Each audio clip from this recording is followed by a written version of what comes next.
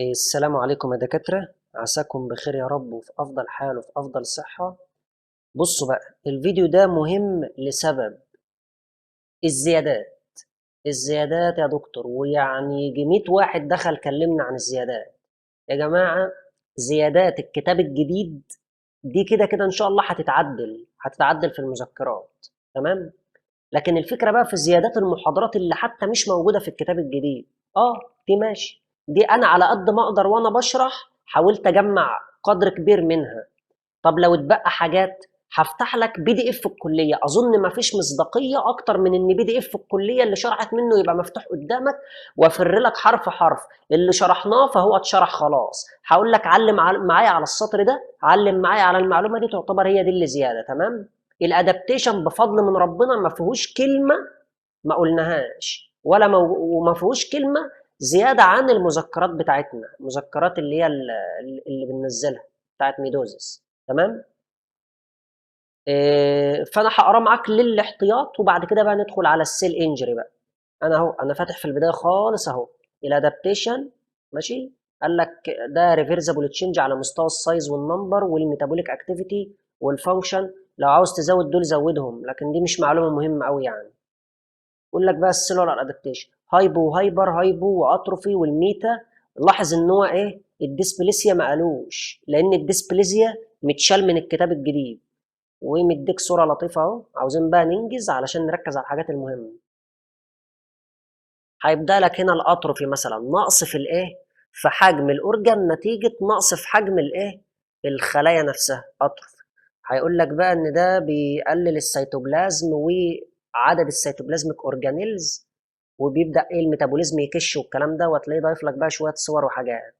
وبعد كده هيبدأ لك بالأنواع الفسيولوجيكال امبريونيك لايف اليوكساك سيروبلوس سالدكت الليفت سوبيرو فينا كافا والامبلايكر فيزلز، وانا قلت لك زودها ورايا. تمام. يمكن هنا الدكتس ارتريوزس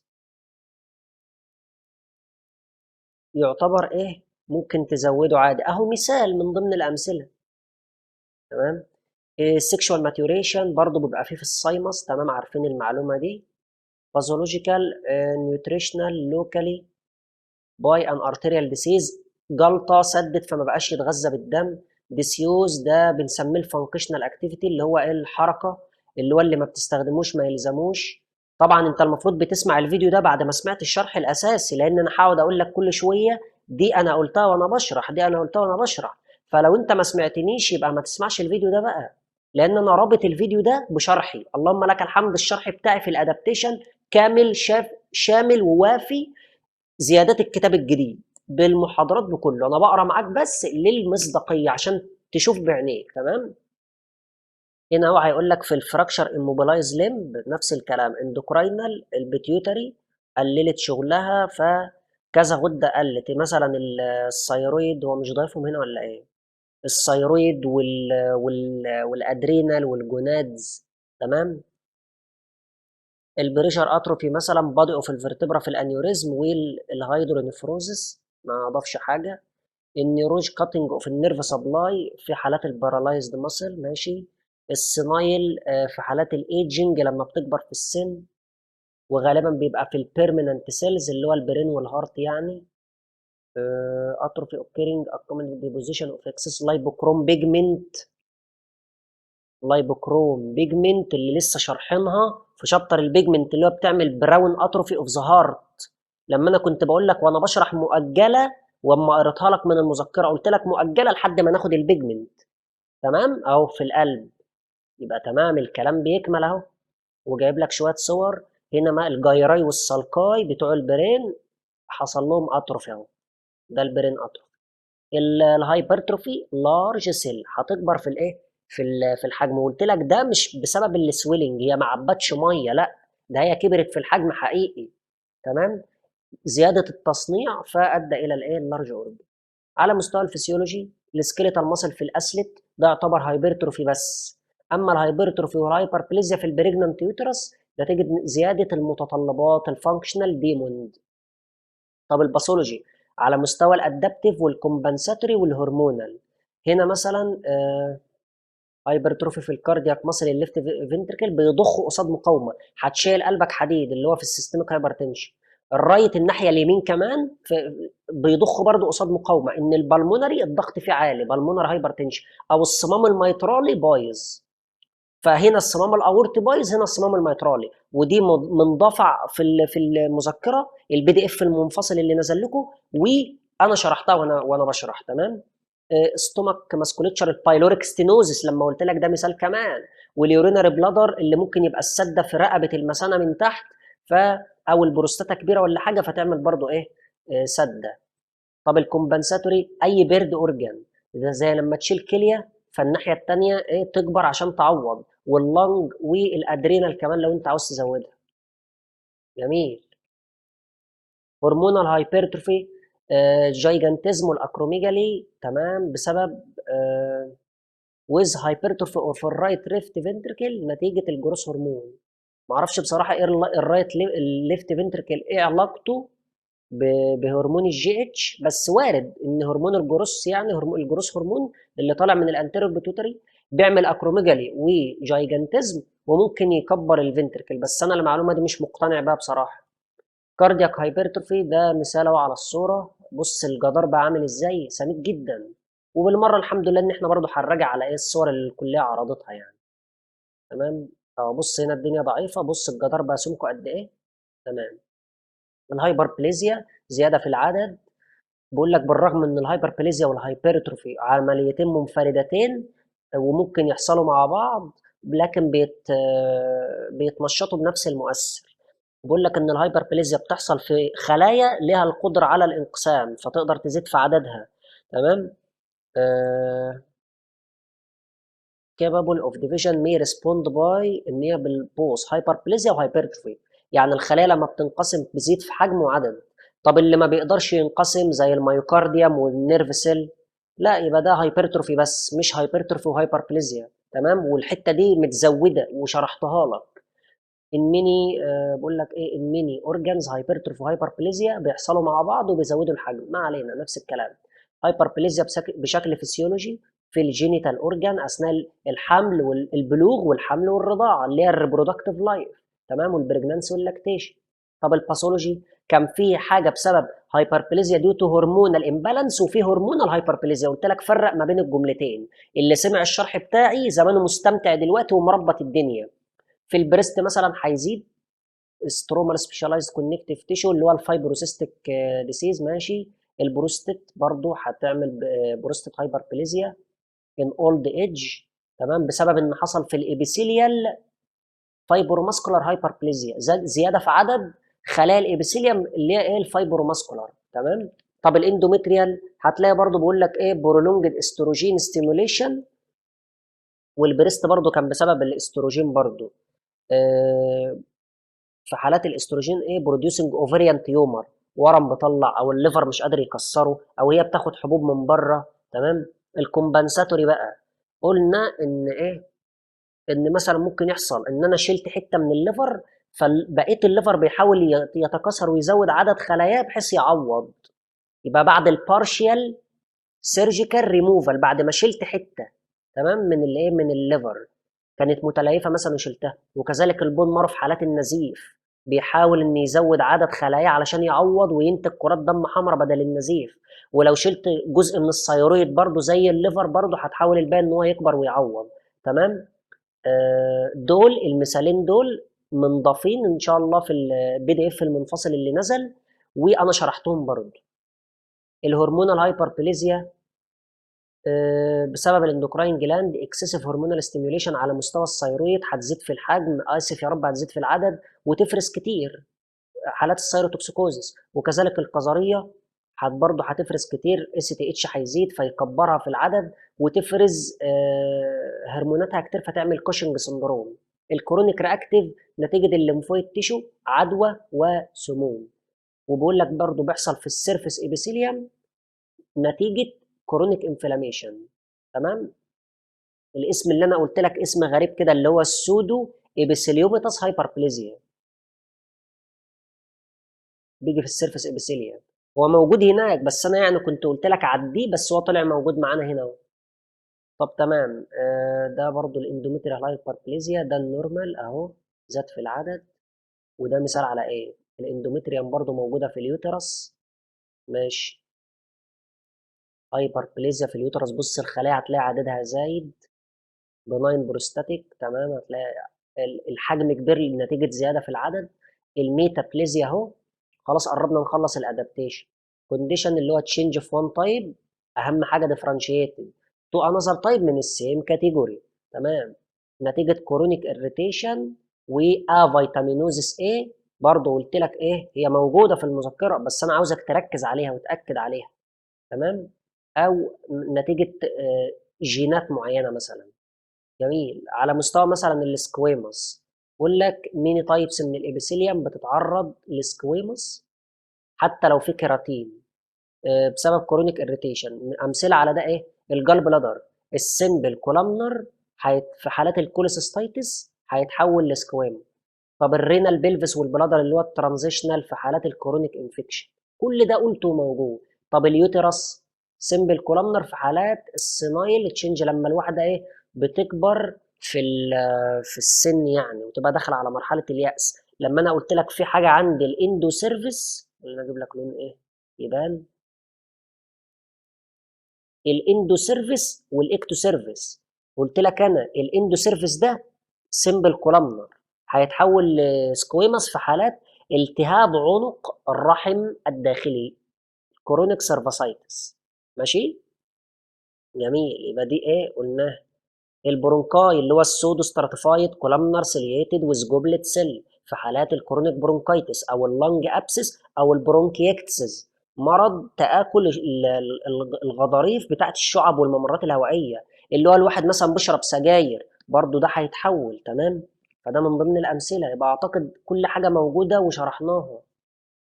حتى اللي ما كانش موجود كنت بزوده لك في الشرح من نفسي والله، حتى من قبل ما ابص على البي دي اف ده. فانا مبسوط ان الشرح شبه اللي موجود قدامك حتى من قبل ما ابص عليه. الحمد لله، دي حاجه ايه في حقنا يعني. الكولامنر او الجلاندولار، قلنا بقى هنا مثلا ممكن يحصل في السيرفايكال ايروجن اللي هو عنق الرحم الخارجي، الاكتو المره دي اكتو سيرفيس. ده بقى سكويموس. يعني انا عندي يا جماعه عنق الرحم حاجتين، الجزء الداخلي ده كولامنر هيتحول لسكويموس، والجزء الخارجي ده سكويموس هيتحول لكولامنر. تمام. حلو.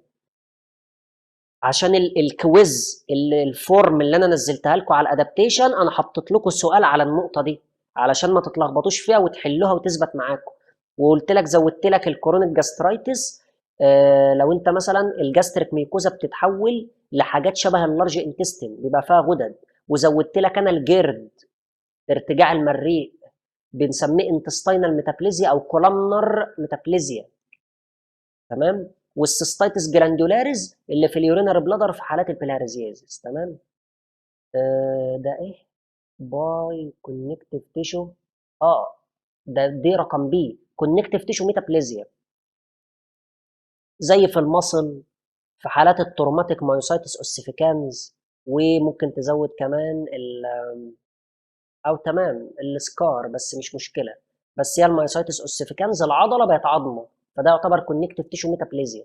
التيومر ميتابليزيا الادينو يتحول لسكويموس. طب الميزوثيليال ده النوع الوحيد اللي التسمية على قديمه، الفلاتند سيل اللي بتلاين اللي السيرة الساك اللي هو البلورة، ممكن تتحول لسكويموس او كولامنر او جلاندولار.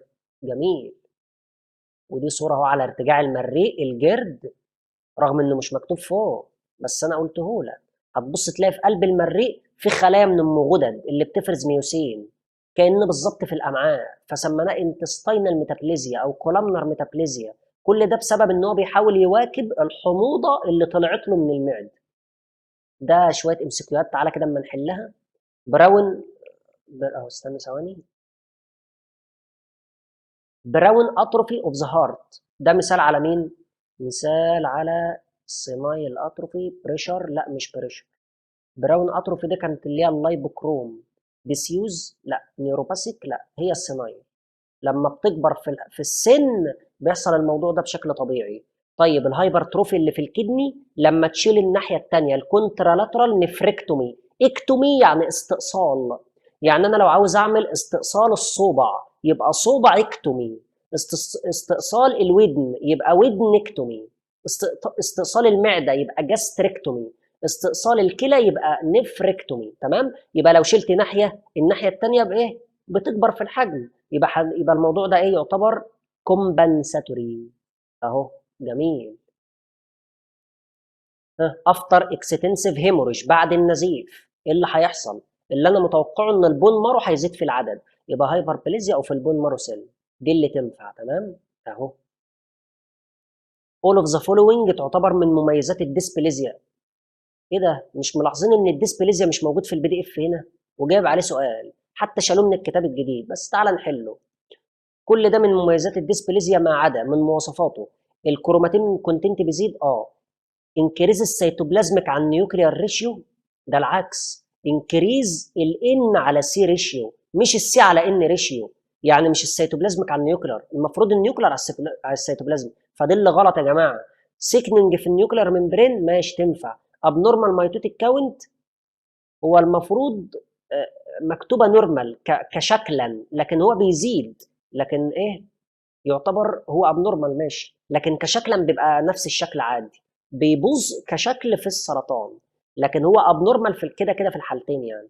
جميل. يبقى ايه دي معكوسه، يبقى هي دي اللي غلط.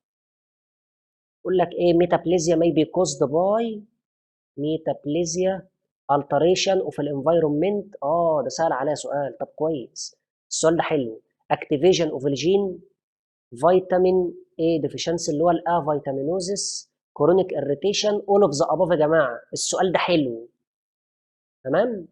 ان الميتابليزيا ممكن تحصل نتيجه تنشيط جينات او نقص فيتامينات او تغيرات في البيئه او بسبب كرونيك اريتيشن. جميل قوي. compared to الهايبربليزيا neoplasia is characterized by. هل هي سيلف ليميتد تقدر تصلح نفسها بنفسها السرطان؟ لا طبعا. هل هي الكوركتد بصلح السرطان لو شلت السبب؟ لا طبعا. طب هل هي شبه النسيج الاصلي؟ اكيد لا. طب هي ديبندنت يعني ايه؟ معتمده. نوت ديبندنت او اندبندنت يعني مستقله بنفسها عن المؤثر الخارجي. والله هي تنفع، لان السرطان ممكن يحصل بدون اي مؤثرات خارجيه. فانا من وجهه نظري بي ممكن تنفع. لو بي غلط بقى يبقى ساعتها ولا واحده، يبقى نون اوف ذا اباف. كده يا جماعه احنا خلصنا اول بي دي اف اللي هو ايه؟ اللي هو بتاع الايه؟ الادابتيشن. هنيجي بعد كده على السيل انجري. في البدايه خالص اهو ماشي. الباثولوجي بعرفوا لي ان هو ساينتفك ستادي اوف ذا ديسيز، علم دراسه الامراض. الديسيز ده ديستربنس في الاستراكشر والفانكشن بتاع اي اورجان او نسيج. مصطلحات في الباثولوجي: بيشنت يعني ايه؟ ده البيرسون اللي افكتد بالمرض. ليجن يعني ايه؟ ده كاركترستيك تشينج، تغيرات مميزه في اي نسيج ماشي بتكون بسبب المرض. ان individual يا اما في experimental animal، يا في شخص يا في حيوان. ليجن ده اللي هو ايه؟ الحاجه الضرر يعني. pathological change or morphology consist of examination of diseased tissue. لما بفحص النسيج بقى واعرف اشوف اللي اتغير فيه بالجروس بيكتشر يعني والميكروسكوبيك بيكتشر. تمام. سواء بالنكد اي الجروس اهي اور الماكروسكوبيك، وممكن افحصها بالميكروسكوبيك اكزامينيشن. الاس 4 سي بي اللي هي دي الكومون تيرمز كمان. الكوزال فاكتور ده المسؤول عن الليجن، ده الايتيولوجي اوف ديسيز السبب. الميكانيزم اللي هو الباثوجينيسيس حصل ازاي. which the lesion are produced is termed pathogenesis اهو. functional implication of the lesion felt by the patient. دي اللي هي السيمتوم والساين اللي المريض هيحس بيه. جميل قوي. السيمتوم ده اللي المريض جاي لك يشتكيه لك. الساين دي اللي انت هتكتشفها كدكتور لما تفحصه. بعد كده الكومون تيرمز في الباثولوجي برضو كمان بيكمل كلينيكال سيجنيفيكانس وفي المورفولوجيك اند فانكشنال تشينج توجذر with results of other investigation help to arrive to answer. كلينيكال سيجنيفيكانس يعني اهميته العلميه ايه بحيث ان انا اوصل لتشخيص. ايه الغلط؟ ده الدايجنوز. وات از جوينج تو هابن ده البروجنوزس. وات كان بي دون اباوت ات ده العلاج. and finally what should be done to avoid complication ده البريفنشن، ازاي امنع المرض. بعد كده ده pathogenesis how والديسيز why والاتيولوجي why الديسيز what اللي هو الباثوجينيسيس حصل، إيه اللي حصل يعني. بعد كده what are the aspect of study disease، أي حاجة بعرفها من أي مرض إيه، الديفينيشن، الإيتيولوجي، الباثوجينيسيس، اللي حصل، باثولوجيكال بيكتشر، جروس ومايكروسكوبيك، البروجنوزس، الكومبليكيشن، السكيما الثابتة. بعد كده هيستوريكال باك جراوند، بيقول لك إيه، فازر أبو علم الميديسين، أبو الباثولوجي والهيبوكراتس اللي هو أبو قراط، وفكك من الكلام ده، مش فاضيين للكلام ده. تعالى بقى على بارت 1. يقول لك ان في الطبيعي النورمال سيل يا ادابتيشن يا انجري. نفس الكلام. ده هتلاقي كل حاجه بقول لك ايه، يعني مثلا انكريز الديموند يبقى ده هايبربليزيا، ديكريز النيوترينت والتغذيه يبقى ده اتروفي، مش عارف كرونيك اريتيشن يبقى ده ميتابليزيا، ريديوست اوكسجين سبلاي يبقى ده انجري، مايلد كرونيك انجري يبقى ده ديجنريشن، بروجريسيف يبقى ده نيكروزس. تمام، كل حاجه يعني بقول لك اللي ممكن يحصل فيها.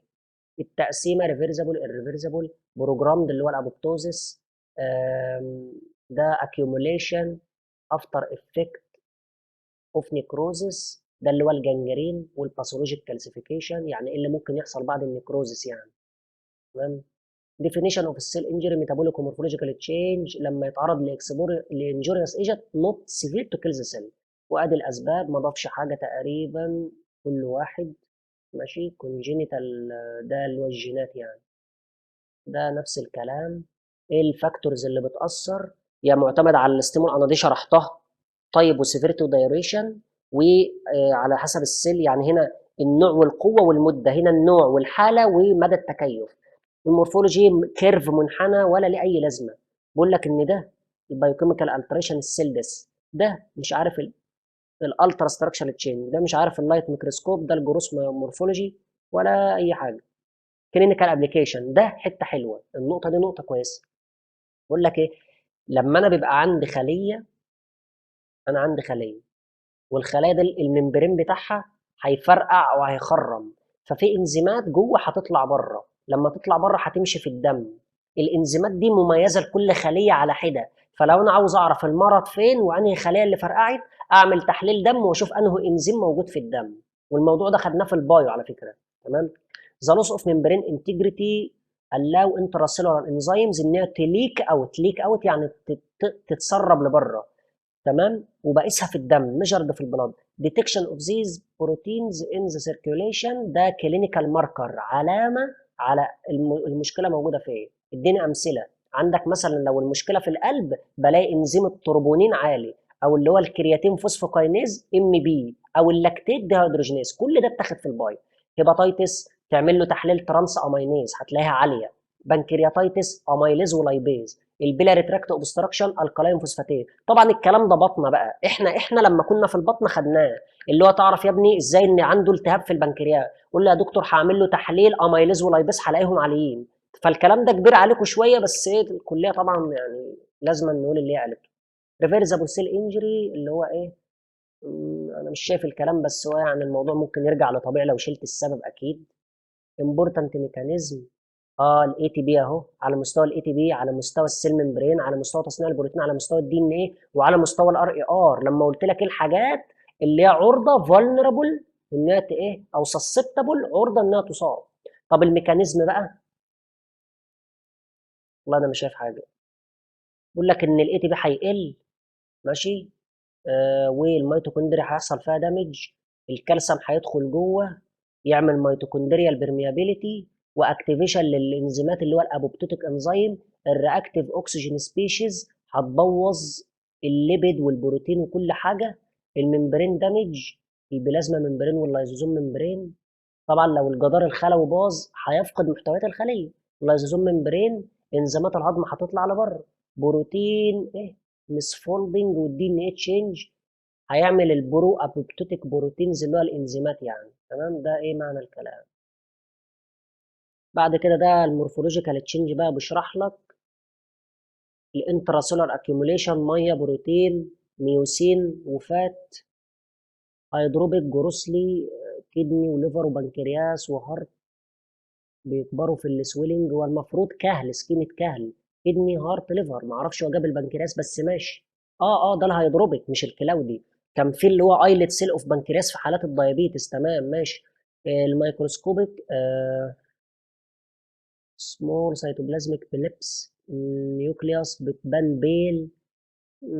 كلام يعني مش دقيق قوي ولا مهم قوي ان هو يجي. وضايف لك حبة صور.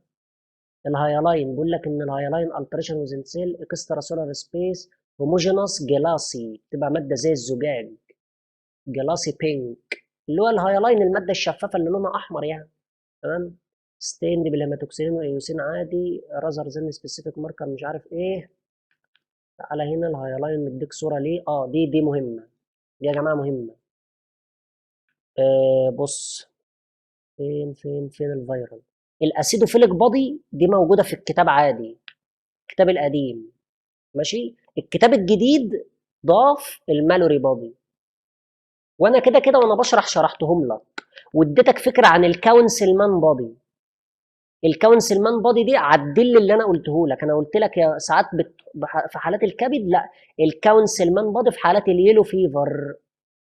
ماشي. الكروكس هايلاين دي زياده، الكروكس هايلاين برضو اللي هو ايه، تغيرات في البيزوفيليك سيل بتاعه البيتيوتري جلاند لما يبقى في مرض كوشنج سندروم او كوشنج ديسيز، نقص زياده افرازات الغده القذريه، فتلاقي في كروكس هايلاين اللي هو البيزوفيليك سيل بتاعه البيتيوتري جلاند. والمفروض بيتيوتري دي تكون ادرينال، حتى الكلام يكون واقعي شويه، بقول لك كوشنج اهو. بس الكروكس دي مش موجوده ايه في الكتاب الجديد. زنكر هايلاين ديجنريشن. بص، مش انا كنت بقول لك ساعات الهايلاين بترسب في الكلى، هو سماها ري ابزوربشن دروبلت، هو مجرد تسميه بس.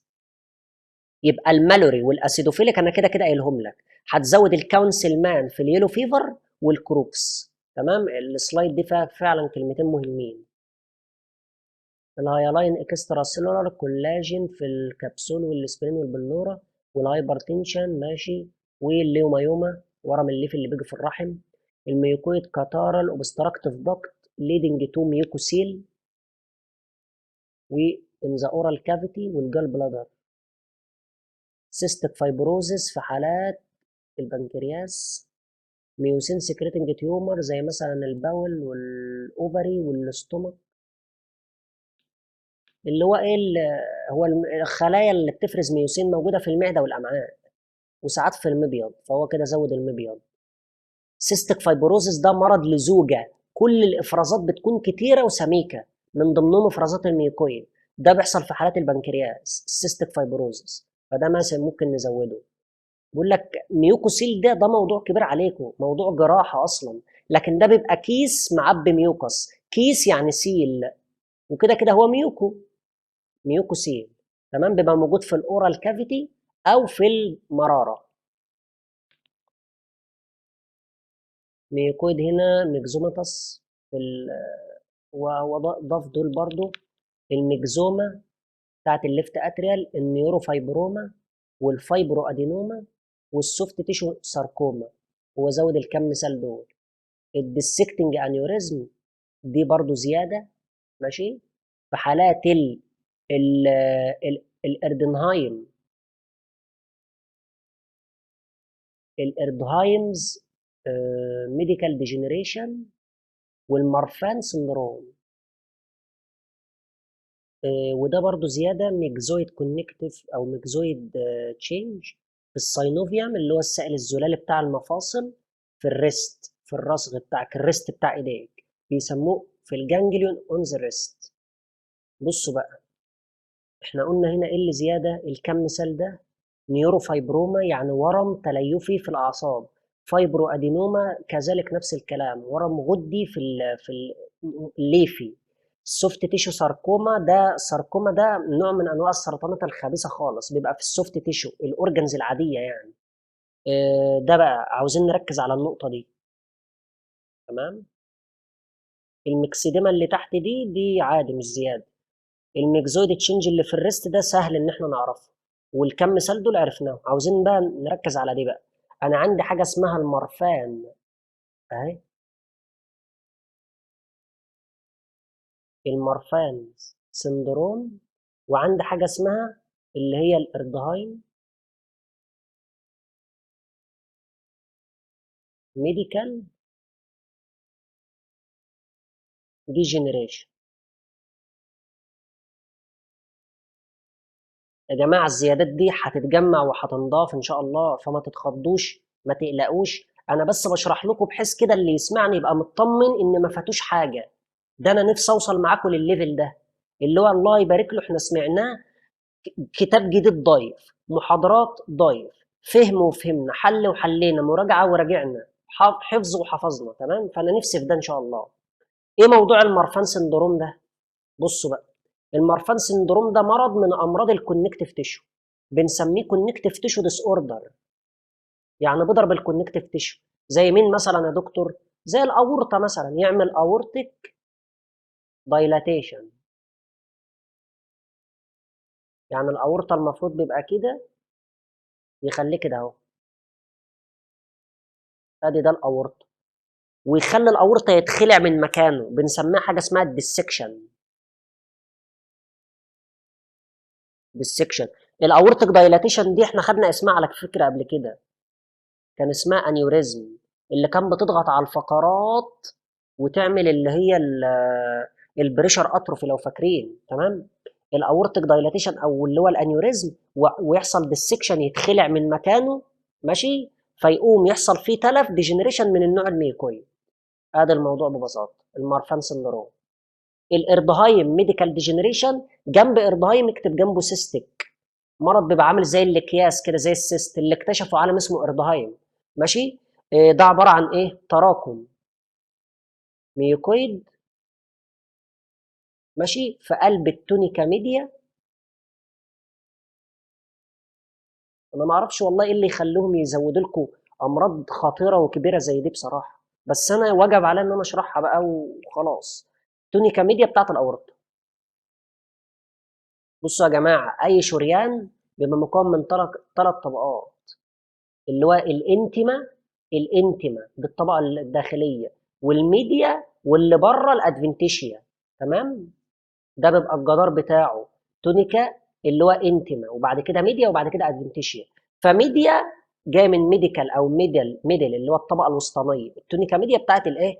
الاورطه.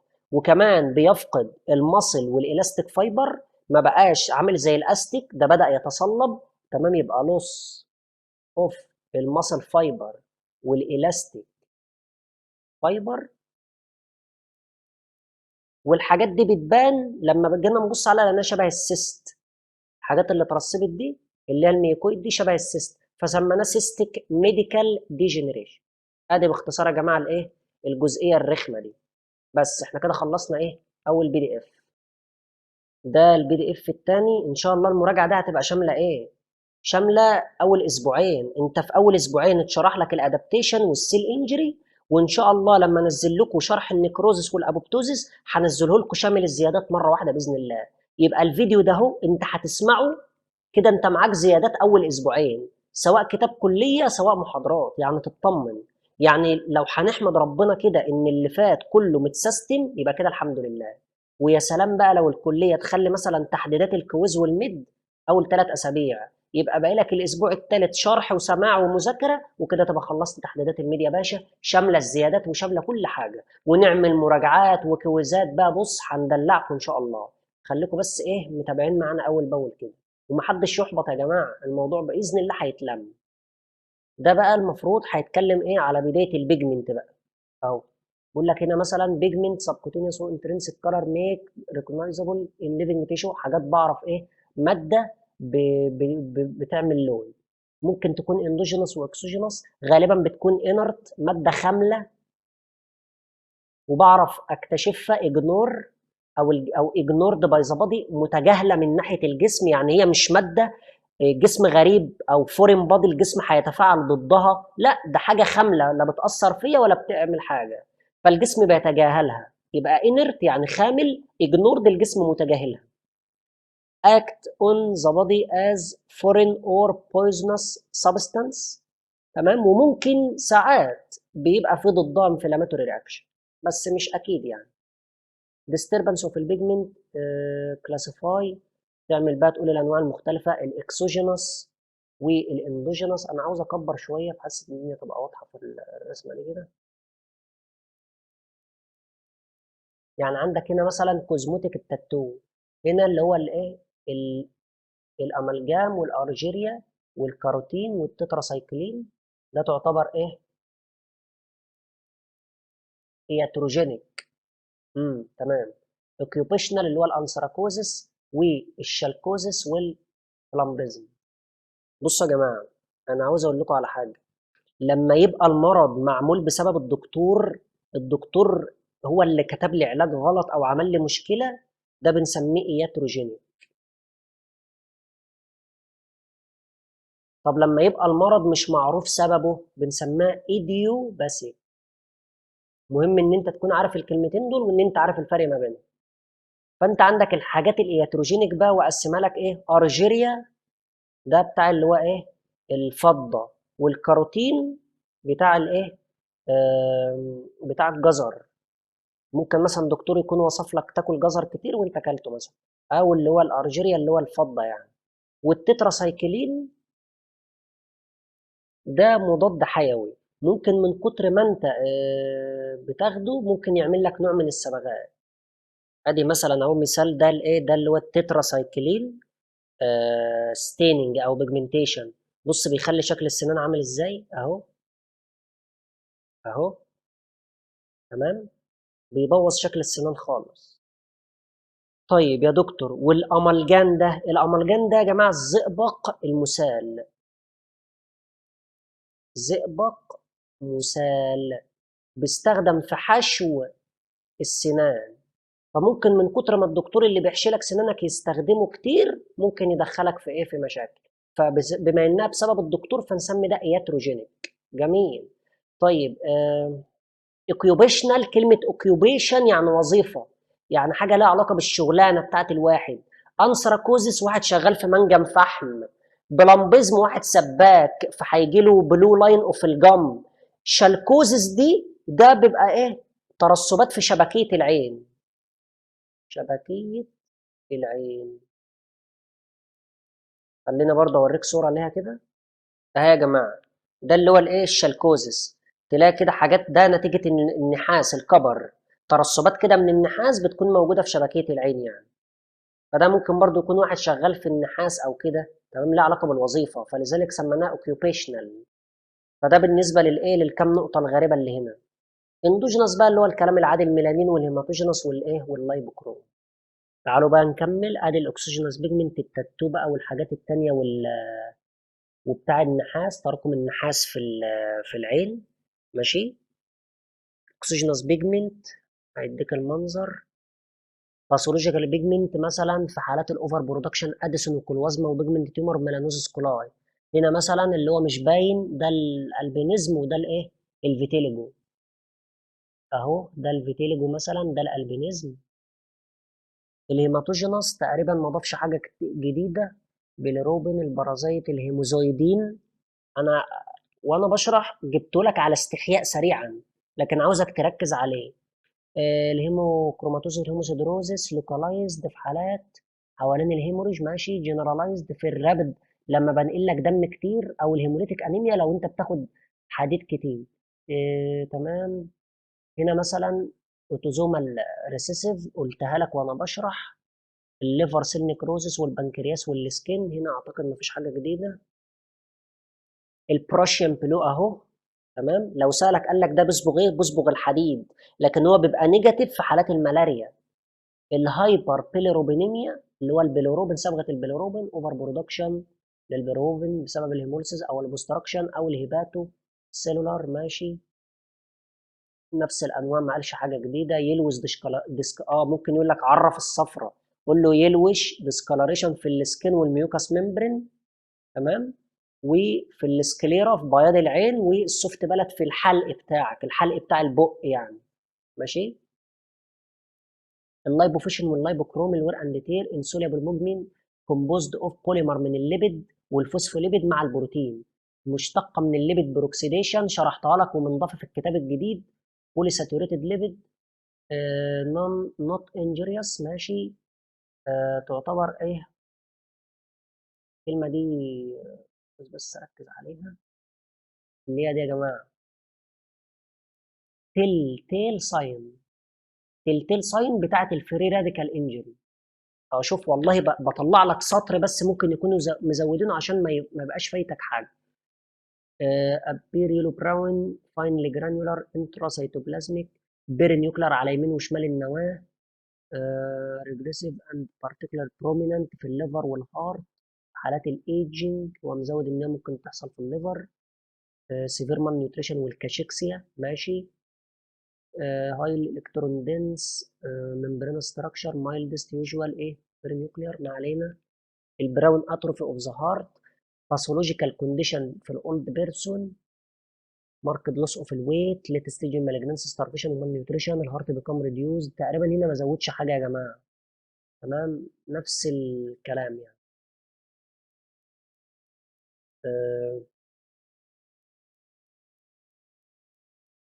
ده جايب لك شويه صور.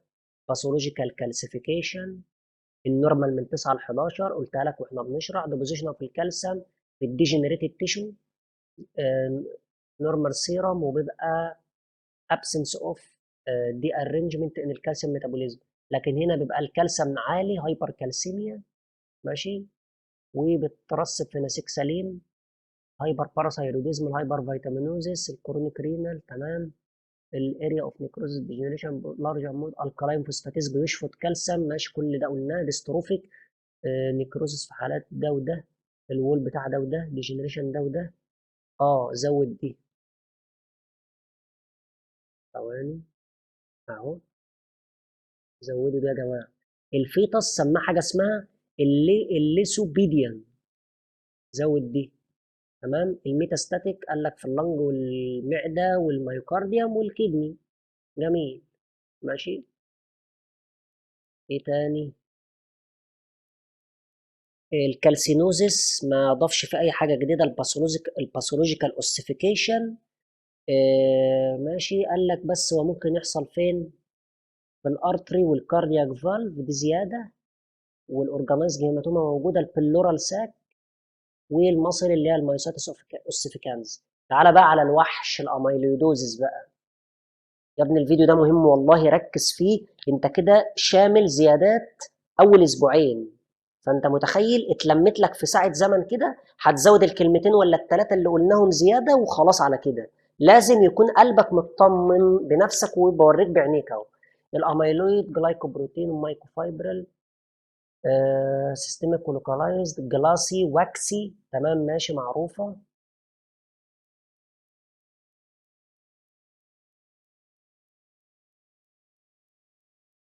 كيميكال نيتشر اوف الاميلويد 95% و5%. بص بقى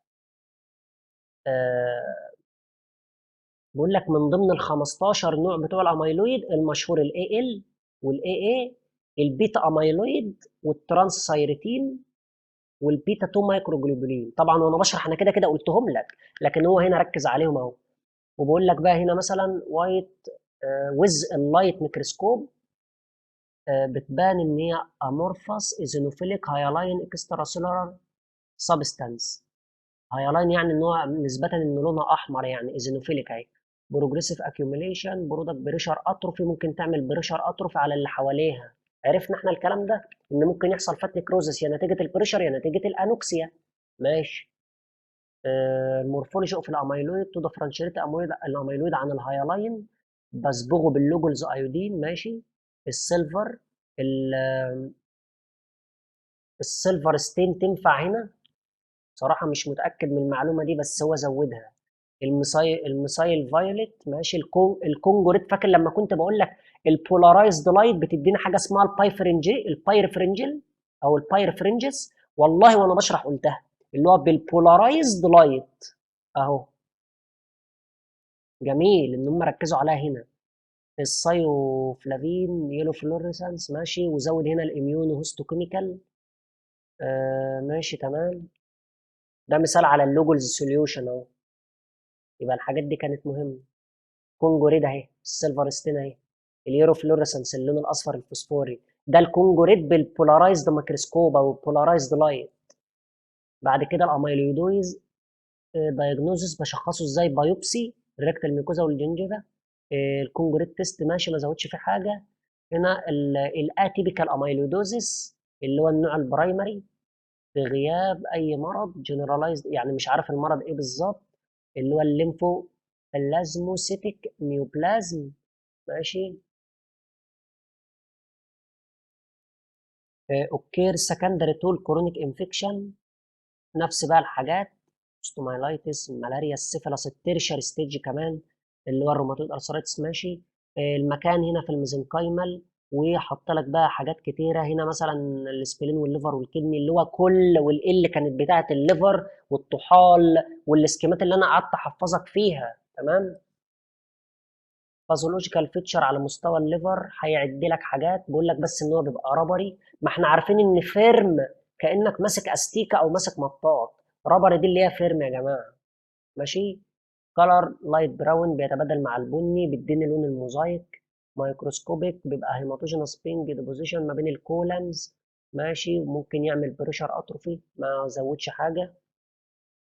السبلين دي زياده. اللوكالايزد ساجوسبلين. الديفيوز حاجه اسمها اللارديشياس سبلين، والله كنت وانا بشرحها لك كنت هقولها، بس قلت يعني مش معقول ان انت تدي للطالب معلومه يعني بالطريقه دي ان هي ما تجيش، لكن لقيت الكتاب مزودها والله، اللي هو اللوكالايزد ساجو والديفيوز لارديشياس. تمام. لكن غالبا هتلاقي الايه باقي الحاجات زي ما هي، وادي الصور اهي. اللوكالايزد ساجو والديفيوز لارديشياس بيتكلم لك بقى مايكروسكوبيكالي. تمام. الكدني انلارجد فيرم يلوش وعندها جريش سبوت او جريش دوت البيزمنت ممبرين، او في الارتريول افرنت وافرنت، او ما بين الكولكتنج تيوبيول، وعرفنا كل واحد بيعمل ايه. وادي صوره. الانتستين يعمل اسهال، والادرينال يعمل اديسون. الجوت تعالى، مش انا لسه شرح لك الجوت للي سمعوا مني النهارده؟ والله كل زياده انا قلتها انا كنت بقول لك في الفيديو انا بشرحها لك كمعلومه كامله، والله جابوها والله قدامك يا حوريك بعينيك. بص، بايورين ميتابوليزم اكيوميل يوريك اسيد موجود في المين اكتر، قلتها لك. ماشي. تعالى على هنا الاسباب، يا برايمري 90% اللي هو الهيريديتري، انت مولود كده اللي هو في انكريس في البرودكشن. تمام. امبورن ايرور خلل في الولاده او خلل منذ الولاده. سكندري اللي 10%، يا مايلو بروليفراتيف زي الكرونيك لوكيميا، او ان الكليه بايظه ما بتخرجش، او ادويه دراجز هي اللي بتقلل اخراج اليوريك اسيد. طب الباثوجينيسيس، اليوريك اسيد كريستال واليوريت في التيشو حوالين الجوينت. ماشي. والكدني، ويعمل اريتيشن والتهابات، ومور ديبوزيشن ديبوزيتس اكت از فورين. حلوه الكلمه دي. مش انا قلت لك بتعمل حاجه اسمها تشوكي وايت نوديول اللي هو الطوفاي او الطفس، بتحاوط عليها شويه خلايا، خلايا دم بيضاء، ما دي جرانيولوما يا جماعه، التهابات مزمنه. تمام. فالكلمتين دول مهمين. ايه الطوفس؟ قلت لك انا ده الباثوجنومونيك ليجن اوف الجوت، ده بتبقى حاجه مكونه من اليوريك اسيد واليوريت محاطه بجرانيولوما. بس ادي الطوفس، يبقى دي الباثوجنومونيك ليجن اوف الجوت، الكلمه المميزه في مرض الجوت. طب هنا الكلينيكال مانيفستيشن، قلت لك العيان هيجي لك المفصل بتاعه وارم ومحمر وسخن، يبقى على مستوى المفاصل اكيوت اور كرونيك ارثرايتس نوع جوتي، التهابات مفاصل من النوع الجوت سواء التهاب حاد او مزمن. على مستوى الكليه يوريك اسيد نفروباسي او نفرايتس، التهابات في الكلى، ويعمل لي يوريك اسيد ستون اللي هو الستاج هورن اللي شرحتها لك. وفي السكن تعمل بقى اللي هو ايه، ممكن احسها بقى، تحس في كلاكيع كده في الجلد ممكن تحسها. تمام. يبقى ايه دي برضو خلصنا. يا اشهد ان لا اله الا الله. والله العظيم الفيديو ده على قد ما انا تعبت فيه، بس على قد ما هو مهم بالنسبه لك انك تطمن. يعني احنا لو جينا نفر كده هتلاقي ايه، سطرين ثلاثه من كل حاجه. طب لو انا بقى ما كنتش شرحت لك كل الكلام ده، كان ساعتها هتلاقيني بشرح لك الجود كموضوع منفصل، واقول لك الجود بقوا يشرحوه بالتفصيل في الكليه. لكن اللهم لك الحمد اللي مريح اللي سمعني، يعني اللي سمعني مرتاح ليه؟ لان وانا بشرح لك قلت لك 90% من الزيادات دي، وبقرا لك البي دي اف بس عشان معلومتين ثلاثه زياده، اللي هو ال 10% الزيادات الباقيه اللي ممكن الكليه تجيبها ولا حاجه. بس والله يعني ايه، اللهم لك الحمد كده خلصنا حاجات بسيطة خالص، وحتى يعني حاولت اشرحها لك على السريع كده على قد ما اقدر، حتى لو هتحفظها كأسامي بس يمكن يسألك عليها. تمام يا شباب. اي زيادات كتاب جديد، اي زيادات محاضرات ان شاء الله هتنزل لكم في المذكره، وهتنزل لكم على هيئه ورق منفصل، فاطمنوا وما تقلقوش. واي حد عنده سؤال يسالنا ويكلمنا، وربنا يوفقكم يا رب بالتوفيق والنجاح والتجاره في السلاح. والسلام عليكم ورحمه الله وبركاته.